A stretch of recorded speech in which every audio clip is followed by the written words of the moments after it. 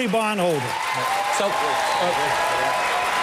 Congressman Paul, as you join the conversation, criticism of President Obama here, but I also want you to address the state's current Republican governor, Rick Snyder, who supports Governor Romney, but that's irrelevant to this point. He says, quote, the bailout actually was something that really worked. Is that Republican governor wrong? Well, you know that's interesting that when they argue that case. First, I don't like the idea that you have good bailouts and bad bailouts. If bailouts are bad, they're bad, and we shouldn't be doing it.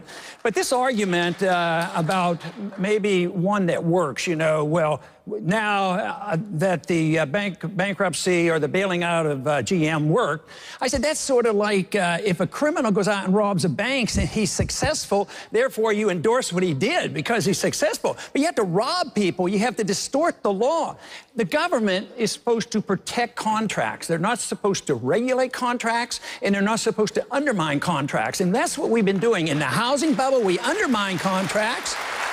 And this is what we're doing here. So you want to respect the contracts. A lot of people will accuse me of advocating a free market, that there's no regulations. Actually, the regulations are tougher because you have to go through bankruptcy and you have to face up to this.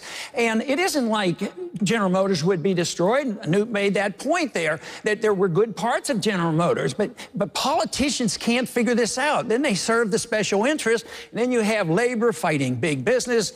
I opt for the free market and the defense of liberty. That's what we need in this country. All right. We're off to a good start, gentlemen. We're going to take our first break of the evening in a moment. Our Republican